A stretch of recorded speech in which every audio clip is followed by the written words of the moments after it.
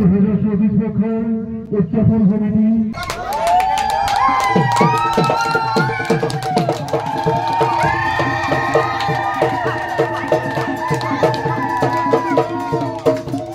সোণাৰী চাপৰি আঞ্চলিক ৰঙালী বিহু সন্মিলনৰ কাৰ্যালয় উদ্বোধন নিৰ্বাচনৰ ধামখুমীয়া নহয়।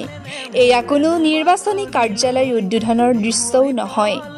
এয়া কৃষিজীৱী ৰাইজৰ জাতীয় উৎসৱ ৰঙালী বিহু উদযাপনৰ প্ৰাক প্ৰস্তুতিহে। চহা সোণাৰী চাপৰিবাসী ৰাইজৰ প্ৰাণৰ সোপান আঞ্চলিক ৰঙালী বিহুৰ সন্মিলনৰ কাৰ্যালয় উদ্বোধনী অনুষ্ঠানৰ দৃশ্য এয়া। মঙলবাৰে দুপৰীয়া এক মনোগ্ৰাহী সাংস্কৃতিক পৰিৱেশত সোণাৰী চাপৰি আঞ্চলিক ৰঙালী বিহু সন্মিলন 2024ৰ কাৰ্যালয় শুভ উদ্বোধন কৰা হয়। সংস্কৃতিৰ অপূৰ্ব বাকৰিস্বৰূপ সোণাৰী চাপৰি চাৰিআলিত মঙলবাৰে এই বিহু সন্মিলনৰ উদযাপন সমিতিৰ কাৰ্যালয় উদ্বোধন কৰে সুদৰ্শন অভিনেতা প্ৰসেনজিৎ বৰাই। খ্ৰীষ্ট অভিনেত্ৰী নিৰ্মালী বৰাৰ সহযোগিতাত অস্থায়ী কাৰ্যালয়ৰ দুৱাৰ উদ্বোধন কৰে মঞ্চ অভিনেতা বৰাই। সোণাৰী চাপৰিৰ অগণন লোককৃষ্টিপ্ৰেমীৰ উপস্থিতিত ঢোল তাল বিহুগীতৰ ছন্দময়তাত কাৰ্যালয়ৰ ফিতা কাটি দুৱাৰ উন্মোচন কৰে বিশিষ্ট অভিনেতা বৰাই।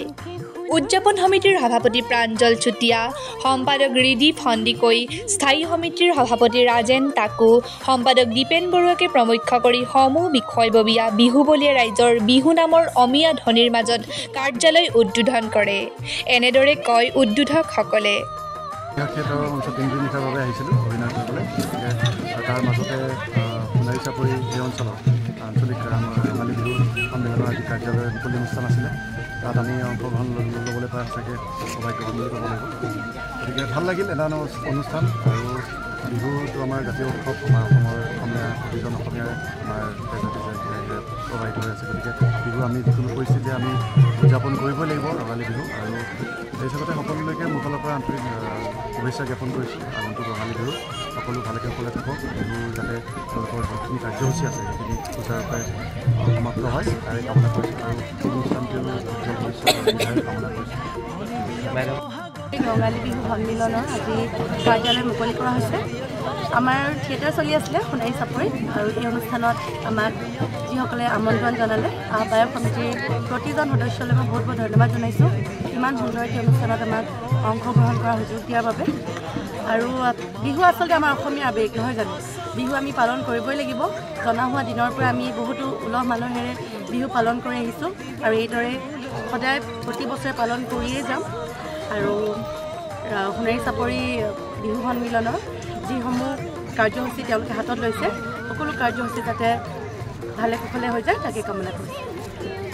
উল্লেখযোগ্য যে বিগত প্ৰায় অৰ্ধ শতিকাজুৰি অসমীয়া লোককৃষ্টিৰ নিভাঁজ উপস্থাপনে উদযাপিত হৈ আহিছে সোণাৰী চাপৰি আঞ্চলিক ৰঙালী বিহু সন্মিলন।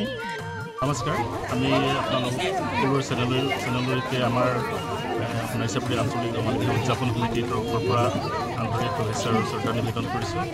আমি অহা 16-17 বহাগ ইংৰাজী 29 আৰু 30 এপ্ৰিল তাৰিখে সোণাৰী চাপৰি আঞ্চলিক কৃষ্টি ভৱন বাকৰিত গতানুগতিকভাৱে যি ৰঙালী বিহু উদযাপন হৈ আহিছে, ঠিক তেনেধৰণেৰে এই বৰ্ষতো আমি এক ব্যতিক্ৰমী বিহু অনুষ্ঠিত কৰিবৰ কাৰণে আমি প্ৰয়াস ৰাখিছোঁ। আপোনালোক সকলোলৈকে আগন্তুক ৰঙালী বিহুৰ আন্তৰিক শুভেচ্ছা প্ৰথমে যাচিছোঁ।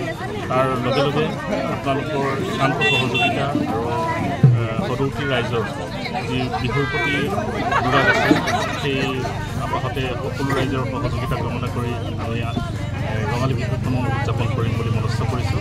ইয়াকে কৈ আমাৰ